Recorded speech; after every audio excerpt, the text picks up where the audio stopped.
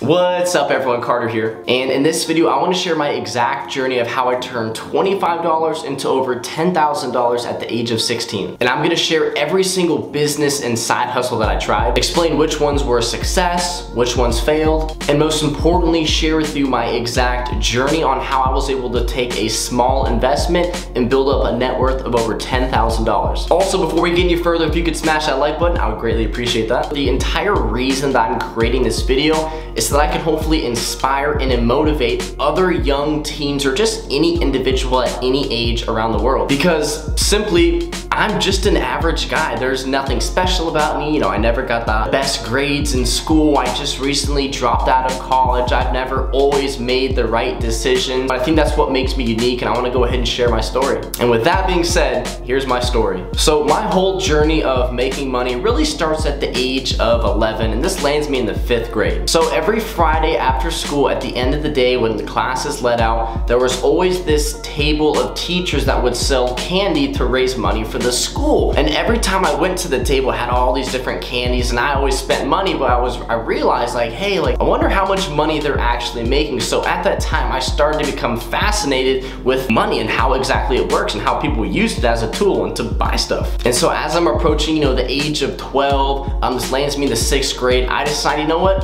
I want to start selling candy. And there you have it. That was my first ever side hustle business, was just selling candy. My parents ended up going to, you know, our local Sam's Club, which is basically a Costco where you can buy things in bulk. And, you know, I tried to pick out some candies that were non-meltable, so maybe some Starburst, some Skittles, some candies just like that. And I was getting them from like, you know, 25 cents to 30 cents per pack, and, you know, selling them all day long for like $1 at school. And I had a little drawstring backpack. I would keep it in my backpack to hide it, because obviously you're not allowed to sell candy at school. And I would just go to all my friends and sometimes kids I didn't even know and just, hey, are you interested in buying candy? And so that was my first real experience of making money, you know, a full transaction. And I would say at that time, that's exactly how I made my probably first $100 to $150. So now I turn age 13 and I have probably, you know, $150 to $200 to my name. And it's at this exact age that I completed a task that absolutely changed my life. And it wasn't because I made a ton of money,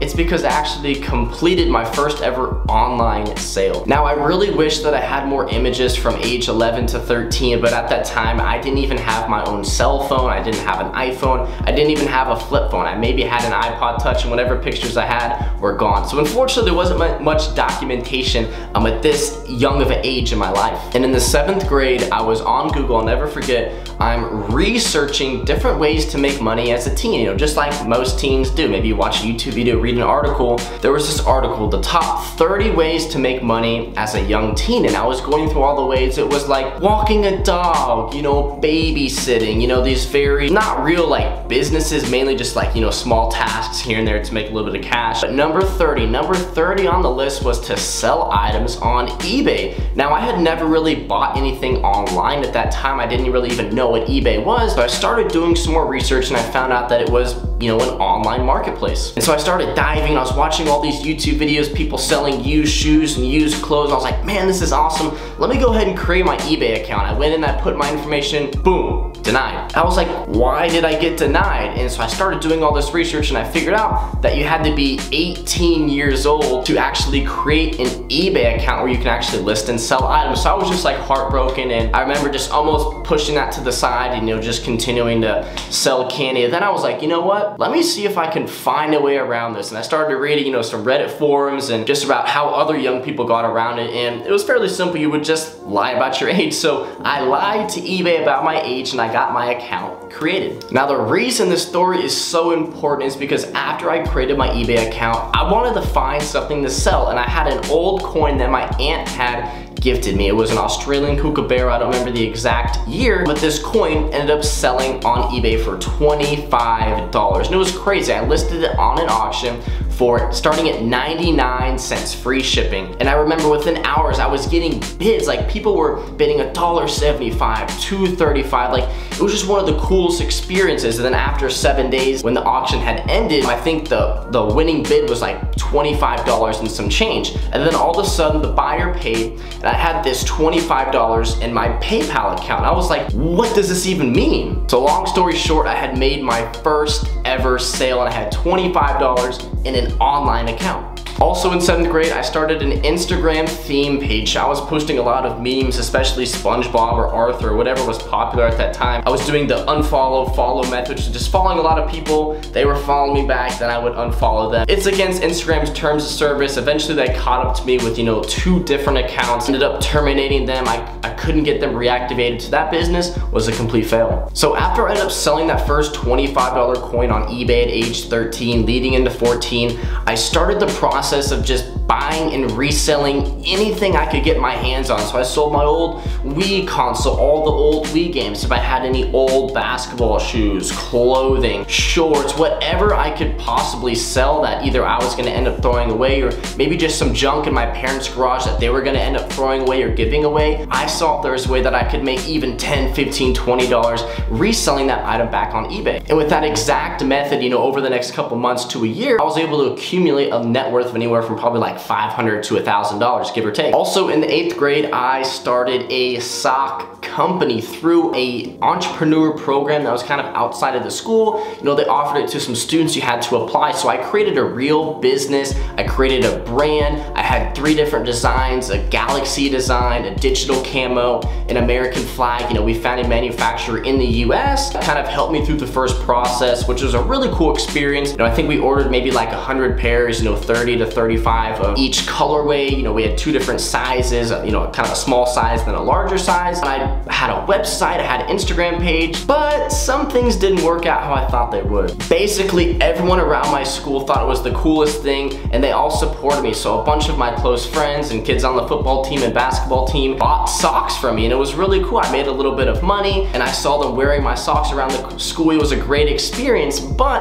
I'd only sold, maybe 20 to 30 of the 100 pairs. So I was still in the negative, and that's when the website came into play. I needed to find a way for people in the world to be able to find my socks and purchase them online. And what I figured out is that marketing and building a website and just getting traffic to my website was a lot more difficult than I had anticipated. And for that exact reason, I unfortunately could not get any online customers. I maybe only sold 5 pairs of socks through my Instagram, and so that business ended up failing. I ended up losing a lot of money as well. So age 14 and 15, this is where things really start to change. I really start making a little bit more than I usually do. So just like I mentioned, the last year or 2, I had been kind of, diving into just selling random things around my house. Some old coins I was gifted, junk from my parents' garage. Building up my first $1,000 to $1,500, maybe $2,000. And then I figured out, okay, I sold everything around my house, everything I own, everything my parents own and no longer use.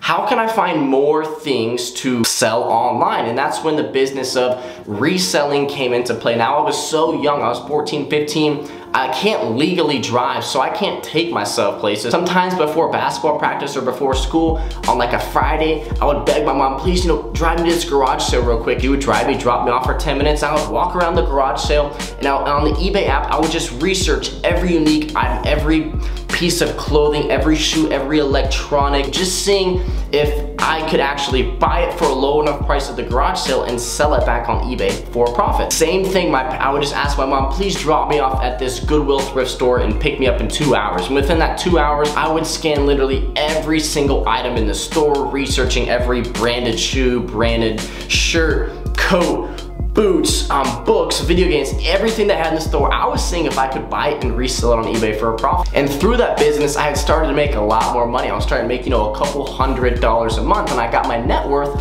probably up to $2,000 to $3,000 at that time. And then I came across a huge business. So I had already been reselling on eBay, and I had been doing some more research. Okay, what are some items that are replenishables that I can actually buy, have shipped to me, and sell on eBay without me having to, bug my parents to drop me off at a garage sale or, drop me off at a thrift store. And that's exactly where I found iPhone accessories. Now, it was just at this time where I had got my first ever phone. and Android. It was the worst quality ever, but to me, it was amazing. First time having a phone, downloaded the eBay app, and I was just researching different items. And you know, back to the iPhone chargers, I had done some research and I was figuring out like, hey, you can get these same iPhone chargers from China for 80 cents to $1 and sell them on eBay for $7 or $8. And what I figured out is there's a lot of different listings and combinations that I could create. So I was getting these 10-foot green and red braided cables, like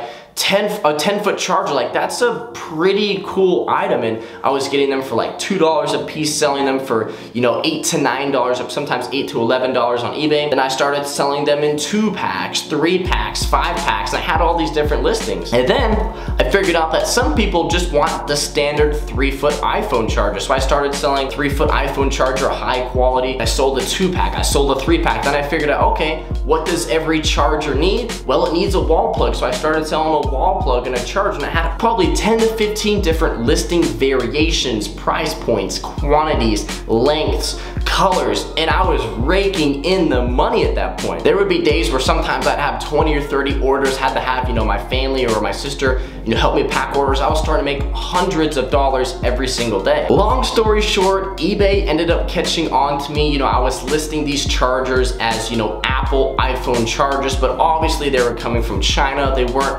OEM, they weren't authentic. And eBay basically told me, hey, stop selling these or we're gonna remove your account. So I had to basically stop selling the chargers, but sell out of what I had, make the money that I could make. So I would say that from the iPhone chargers and from all the wall plugs and that whole business, it probably took my net worth from probably maybe $3,000 all the way up to probably $7,000 to $7,500. I'm close to that $10,000 milestone, but I'm just not quite there yet. So at this point, I just turned 16. I remember, you know, just after I turned 16, I get my driver's license. So now I have a car. Now I have a lot more opportunities to, you know, be able to go to stores when I want, maybe travel to farther locations. You know, I'm a little bit more dependent on myself, which gives me, you know, a lot more freedom and opportunity to do different side hustles. So then I had the idea of me trying different side hustles, businesses, you know, trying to see what might work for me. I started an iPhone case business and I ordered hundreds of cases, because these small, clear gel cases that had popular sports characters on the back. So it had, you know, LeBron James, Steph Curry, Odell Beckham. I mean, this is 4 or 5 years ago. So all the players who were the most popular at that time, I had all these iPhone cases. I was like, man, this is a great idea. I'm getting them for like $1.50. They're selling on eBay for like $12. Long story short, I had a really difficult time listing them on eBay. I could not use the names of the athletes. So I couldn't put Odell Beckham in my title because I don't have the rights to be able to sell Odell Beckham merchandise or an iPhone case. So then it was a matter of, you know, trying to find different keywords so people could find my iPhone cases. And of course, I tried to build a website, I tried to drive traffic, and it just didn't work. That business was a complete failure and probably set me back probably $750 to $1,000. So one of my next side hustles was merch by Amazon. Now, merch by Amazon was essentially a print-on-demand t-shirt service that Amazon provided for other people who maybe had cool t-shirt designs. So essentially what this platform allowed me to do is, let's say I had a cool t-shirt design of, you know, some Christmas themed ugly sweater. So I would put it on a t-shirt and Amazon would put it up for sale on Amazon.com. Now every time someone would buy that t-shirt, say they bought it for $18, I would make $4 or $5 in royalties, so profit off of each sale. Amazon would also get their profit off of the sale, but they would actually have the t-shirt, get the design printed on the t-shirt, and then actually fulfill and ship the order to the customer. So it was a very hands-off process for me. And so this was my first feeling of what they say is passive income, to be able to put a lot of effort in up front and then not have to touch it and still be able to make money on the back end. And what happened is I would have a few t-shirt designs that would sell really well. So maybe it would make me $10 that day. Well, that's $300 a month. While I'm in school, you know, while I'm still being a kid playing basketball, you know, doing classes, everything that goes into being a teenager, and I was still able to have these t-shirt designs listed on Amazon, selling, and Amazon doing all the product development, fulfillment, and shipping to the customer. Now, this story unfortunately kind of goes a little negative, and what I mean by that is I started having a lot of success, and you start out at the beginning with 10 slots, so you can put up 10 different t-shirt designs until you make your first 10 sales.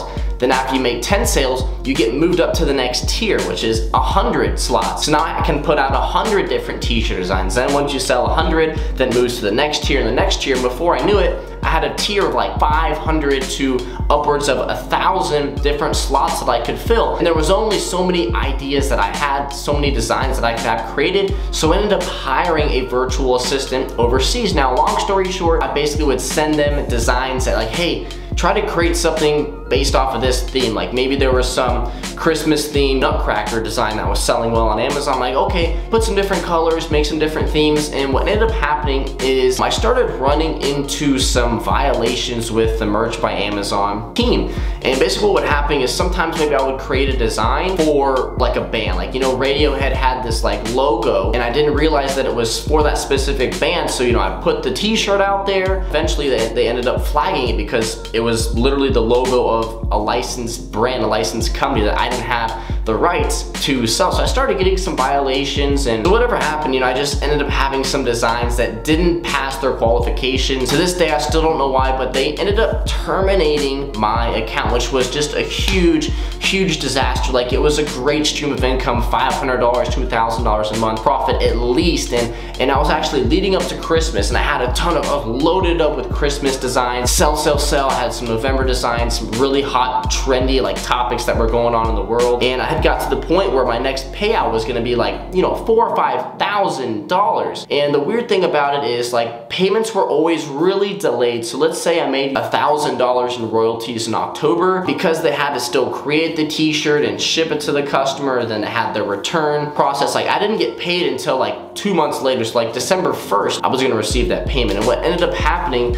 is I had a payment for like $4,000 or $5,000. It was my best month ever. I had a ton of trending t-shirts. I had a t-shirt that was making me like $150 to $200 a day profit. Like, it was a super popular design. And what ended up happening is they terminated my account, and I didn't ever see that payment. That $4,000 or $5,000 payment, which would have changed my life at that time because my net worth was just creeping up to $10,000. So I have an opportunity to add, you know, $4,000 or $5,000 to my net worth, and all of a sudden they terminate my account and I never see that money, and I email them, hey, why don't I get this payment? You know, I earned these royalties, I created those designs, and I never saw the payment. So that was a bit of a stressful time for me, you know, having a business and building it up and putting a lot of time and energy and money invested in it, and then to have it wiped out. It was a bit emotional, but you know, you move on, and I still ended up making some profit with that business. So that business, in my eyes, was definitely, I definitely made some money, but not as much as I should have made, because I should have gave me that payment. But it's whatever, I learned a lot in the process as well. Also at this time, I started a Shopify dropshipping business. As you know, Shopify dropshipping is a very popular business model, and it has been very popular over the last couple of years. I tried to sell fidget cubes. I don't know what happened. Maybe I just wasn't marketing on the best influencer pages, or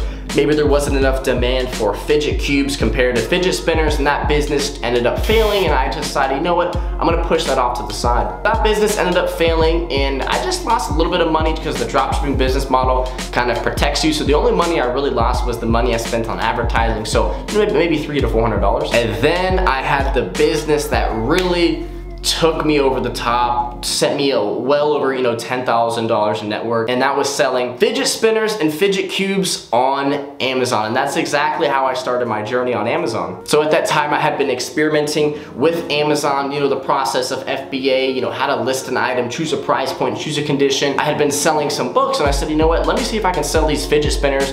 Man, it was right when the fidget spinner trend was just absolutely popping. You could buy these fidget spinners for $3 from China, sell them for $15 instantly on Amazon. And I did that consistently over and over and over, and that's the exact business that took my net worth over $10,000. And that is the exact story of how I turned $25 into over $10,000 at the age of 16. I really hope I did my best kind of explaining my story. I know I was kind of jumping a little bit everywhere. I know the timeline might have been a little bit off or on, but over that time, you know, I tried probably 7 to 10 different side hustles, different businesses, different companies. Not all of them worked, and that's totally okay. You have to be able to learn as you go on. So every experience where I maybe lost money, had a failed business, I tried to find a reason that, or something that I can learn from, so I don't make maybe that same mistake in the past moving forward. And all it takes is one idea to pop off, and all the failed projects make it worth it. But if you guys guys are interested in a part 2 in this series where I explain how exactly I went from $10,000 all the way up to a net worth of over $100,000 at the age of 20, then comment below this video and let me know if you'd like to see a part 2. Anyways, I hope you all enjoyed this video. Just know that this is possible for anyone. I don't know what position you're in. You might be learning, watching YouTube videos, reading articles, seeing what side hustles are working for other people. Ask questions, invest in yourself. I'm telling you, it will pay off. So if you guys have any questions or comments regarding anything I talked about or went over in this video, feel free to comment below. I'll do my best to get back to everyone that I can. If you are interested in seeing more content just like this on how you can create an additional stream of income online, then make sure you subscribe to the channel, and I hope to see you all in the next video.